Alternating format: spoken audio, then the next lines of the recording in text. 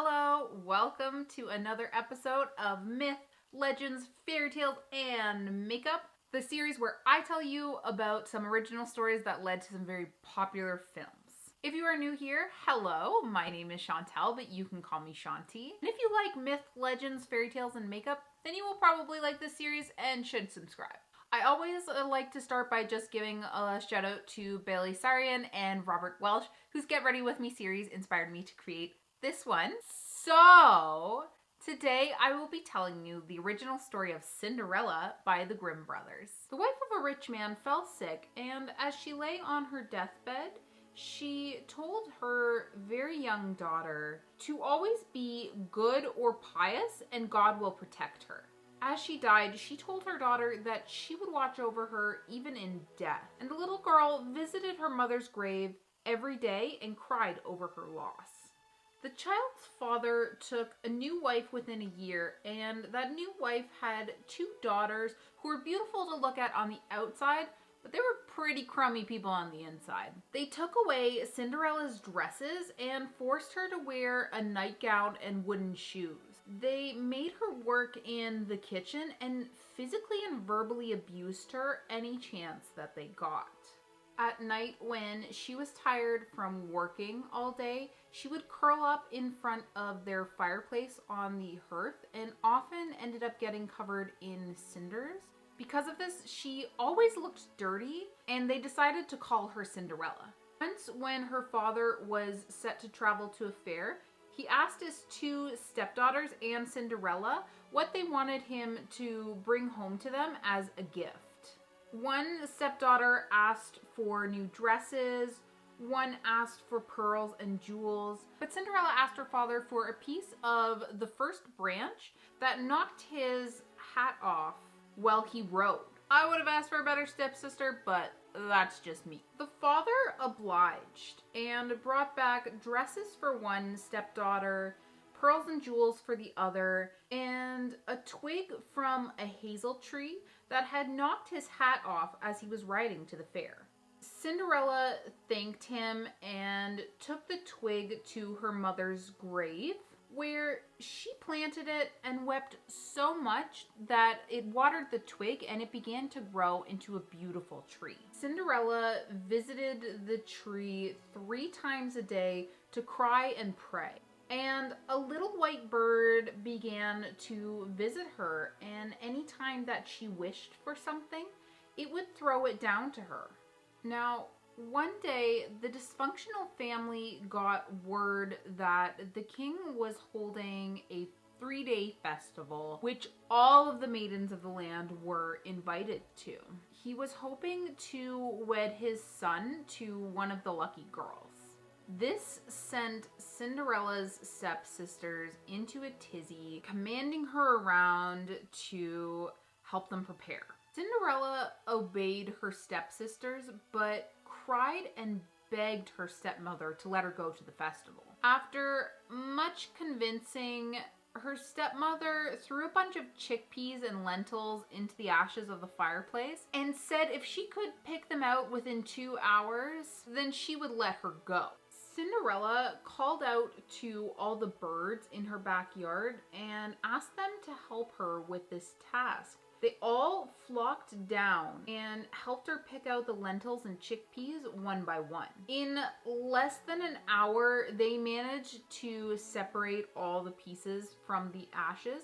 So Cinderella went to her stepmother and asked yet again if she could go. Her stepmother said no because she had nothing that she could wear and she would just end up embarrassing them. She left immediately after with her 2 daughters to head to the festival. Now, Cinderella ran to her mother's grave beneath the hazel tree and cried out, "Shiver and quiver, little tree, silver and gold throw down over." The little white bird that lived in the tree threw down a gold and silver dress and slippers embroidered with silk and silver. How do I get me one of those birds? So Cinderella put on the dress and slippers and ran her way to the ball. Her stepfamily didn't even recognize her when she showed up at the festival, but looked at Cinderella in envy and thought how beautiful she was. As soon as she arrived,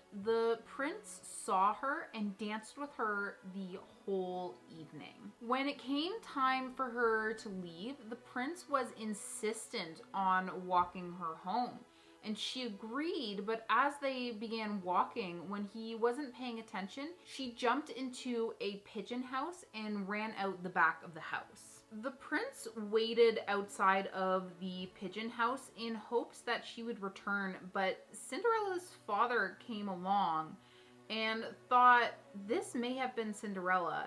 He ordered an axe brought to him and chopped down the pigeon house until he was sure no one was in it. He raced home to find Cinderella sleeping in her spot by the fireplace. Because she had managed to sneak out the back of the pigeon house, she'd returned home immediately, dropped off the dress and shoes to the tree, and the bird took them away, and then she immediately fell asleep in front of the fireplace. On the second day of the festival, after her father, stepmother, and stepsisters had left, Cinderella once again put herself beneath the tree and cried out to the little bird to give her something that would make her look beautiful. The bird threw down a dress and slippers that were even more beautiful than the one from the night before. She sped off to the dance and once again danced all night with the prince. But when he insisted on walking her home yet again,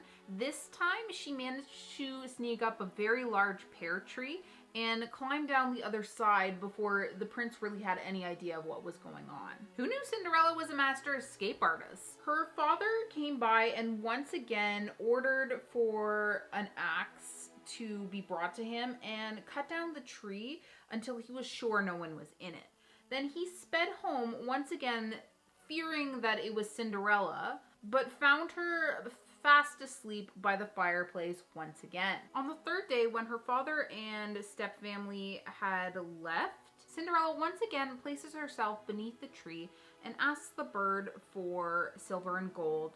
The bird threw down the most beautiful dress that had ever been made and gorgeous gold slippers. The prince once again danced with her all night, and when it came time that he insisted on walking her home, this time she managed to sneak down the front steps while he was looking away. However, this time, the prince thought ahead and he had the front steps covered in a substance called pitch.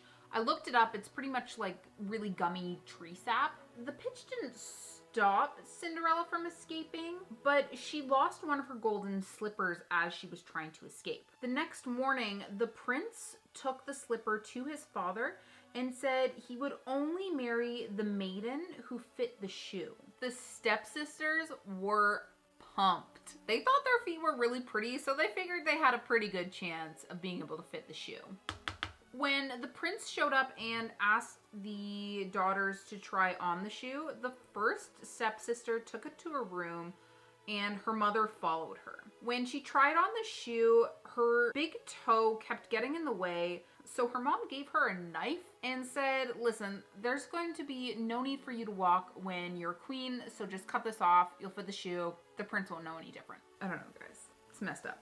The daughter agrees and cuts her big toe off. Her foot manages to fit and she greets the prince, just kind of hiding her pain. Prince is fooled, and so they climb into his carriage and begin to drive away. But as they pass the hazel tree, two pigeons sing out, "Turn and peep, turn and peep. There's blood within the shoe. The shoe is too small for her. The true bride waits for you." Imagine being outed by birds. The prince looks at the stepsister's foot and saw the blood and was like, get out of my carriage. So they go back and the next stepsister takes the shoe to her room with her mom, and this time her heel can't fit in. So her mom once again pulls out a knife and is like, listen, just cut off the edge of your heel. When you're a queen, you're not gonna walk anyways. Messed up. But her daughter obliges, goes out to the prince and is like, look, I'm the real princess who's not in pain at all. However, once again, as he passes the tree, the birds sing out, turn and peep, turn and peep. There's blood within the shoe. The shoe is too small for her. The true bride waits for you. He looks down and sees her bloody feet and turns back to their home. He asks if there are no other maidens in the home, to which the father says, and I quote, "No," said the man. "There is still a little stunted kitchen wench, which my late wife left behind her, but she can't possibly be the bride." Savage, Dad, savage. The prince, however, insists on meeting Cinderella. So she was called. She made sure to wash her hands and clean her face before meeting the prince, who, when she arrived, gave her the golden slipper. She slipped on the shoe, which fit like a glove. And this time, when the prince looked in her face, he saw his bride. Her stepsisters were pissed. Now, the rest of the story is best told by the Grimm Brothers, so here we go. The stepmother and two sisters were horrified and became pale with rage. He, however, took Cinderella on his horse and rode away with her. As they passed by the hazel tree, two white doves cried, "Turn and peep, turn and peep. No blood is in the shoe. The shoe is not too small for her. The true bride rides with you." And when they had cried that, two birds came flying down and placed themselves on Cinderella's shoulders. When the wedding was to be celebrated, the two stepsisters really wanted to be in favor with Cinderella and share in her good fortune. So as they headed to the church, the sisters were on either side of her. And the pigeons pecked out one eye from each. And then on the way back from the church, they pecked out the other eye. And thus, for their wickedness and falsehood, they were punished with blindness all of their days. What a story. So far, I think Cinderella has to be the darkest story I've told so far. And what a difference from the Disney movie. The stepmothers and stepsisters were extremely wicked towards Cinderella, but the character that frustrated me the most was the father. Not to belittle the stepfamily's abuse of Cinderella, but if the father had actually cared for his daughter, maybe she wouldn't have ended up living as their house slave. I don't know. The moral to me is be a good person, but also don't cut off your body parts for a man. Let me know in the comments below what you thought of the original story of Cinderella, because whew, boy was it a doozy. But I want to know what you guys think about it. Also, are we feeling the Cinderella makeup vibes? Let me know down below. If you like this video, if you like my vibe, don't forget to like and subscribe. Thank you so much for watching, guys. Take it easy.